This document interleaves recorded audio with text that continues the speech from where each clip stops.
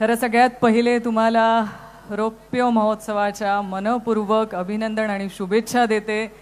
25 वर्षाचा कालावधी झालाय आणि ह्या 25 वर्षाच्या काळामध्ये खूप चढउतार पक्षाचे आदरणीय आपल्या सगळ्यांचे नेते पवार साहेबांच्या नेतृत्वात ह्या पक्षाने बघितलेत आणि तुम्ही सगळे त्याचे साक्षीदार राहिलात।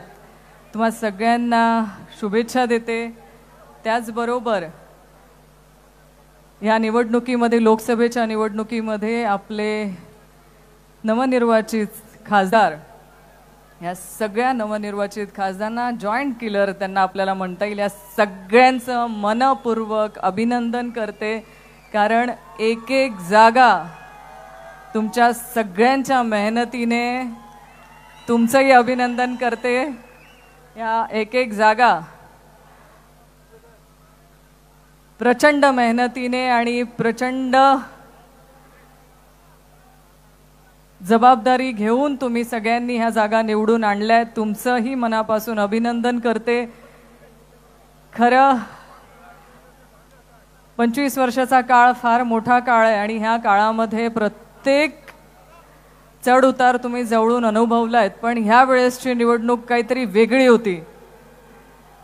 असं म्हणतात ना, जिंकण्याची मजाही तेव्हाच येते जेव्हा प्रत्येक जण आपली हरण्याची वाट बघत असतो आणि आपण या वेळेस जी जीत हासिल केली आहे ना, ही खरंच खूप महत्त्वाची होती आणि ही तुमच्या प्रत्येकाच्या मेहनतीच्या मुळेच ही आज आपण आज जे आपले 8 खासदार निवडून आलेत ते फक्त तुमच्या मेहनतीने आलेत। आणि खरं प्रत्येकाचं लक्ष ज्या लोकसभेवरती होतं त्या आदरणीय सुप्रियाताई सुळे पण मोठ्या मताधिक्याने निवडून आल्यात। प्रत्येक व्यक्ती जेव्हा आम्ही महाराष्ट्रात फिरत होतो तेव्हा प्रत्येकाला असं वाटायचं ताईंचं काय होतंय, म्हणजे प्रत्येकाला चिंता होती ती ताईंची आणि आपल्या ताईंचं काय होतंय। आणि खरंच ताई मोठ्या मताधिक्याने निवडून आल्यात, कारण त्यांनी केलेलं काम त्यांच्या मतदारसंघामध्ये त्यांचा असलेला संपर्क आणि त्या दांडग्या संपर्कावरती त्या निवडून आल्यात। आणि प्रत्येकाला आनंद वाटेल अशा भरघोस मतांनी म्हणजे 1,58,000 मतांनी ताई निवडून आल्यात। आणि ताईंसाठी मला इथे 2 वाक्य बोलायचे आहेत की ताईंनी ह्या संघर्षामध्ये किंवा ह्या निवडणुकीच्या काळामध्ये खूप लोकांनी त्यांच्यावरची खालच्या स्तरावरती जाऊन टीका केली, पण ताईंनी बाळगला तो संयम। आणि त्या संयमाला मी खरंच सलाम करेल की त्यांनी कुठेही त्यांचा संयम ढाळू दिला नाही। त्यांच्यावर कितीही टीका झाली तरी ताई ठाम राहिल्यात आणि त्यांचा निरंतर संपर्क त्यांच्या मतदारसंघामध्ये लोकांपर्यंत त्यांचा राहिलाय।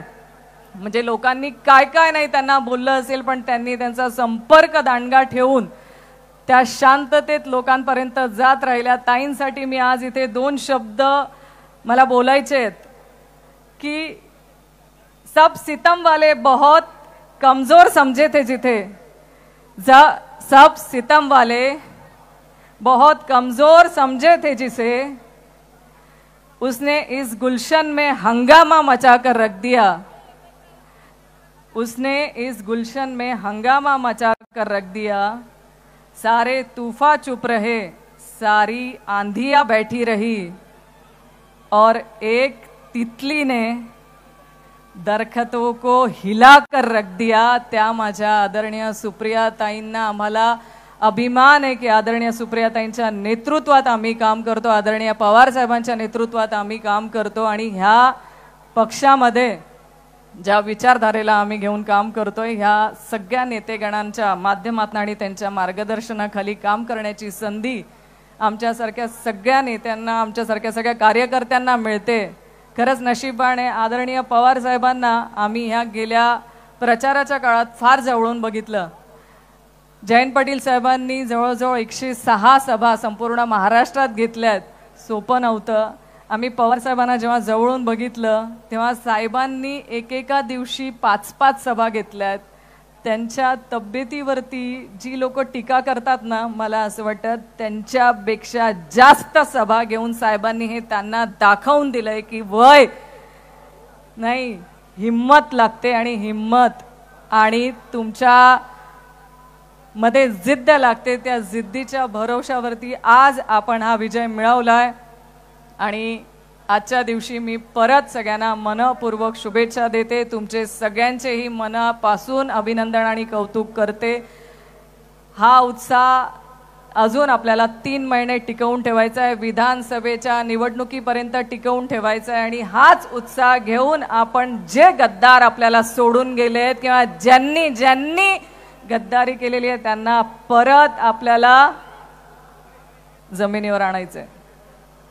आणि माझ्या माता भगिनींचे मी मनापासून आभार व्यक्त करेल. प्रत्येक ठिकाणी तुम्ही गेलायत, मला तुम्ही फोन करून कोण सांगितलंय, फोटो बघितलेत मी तुमचे की तुम्ही प्रचारामध्ये प्रत्येक ठिकाणी गेलायत. मला अभिमान आहे, कारण हे इलेक्शन महिलांनीच बदललंय आणि महिलांनीच त्या बदलाचा सहभाग घेतलाय. त्याच्यामुळे तुमच्यासाठी स्पेशली मनापासून तुमचे अभिनंदन, कौतुक करते आणि थांबते. जय हिंद, जय महाराष्ट्र. धन्यवाद.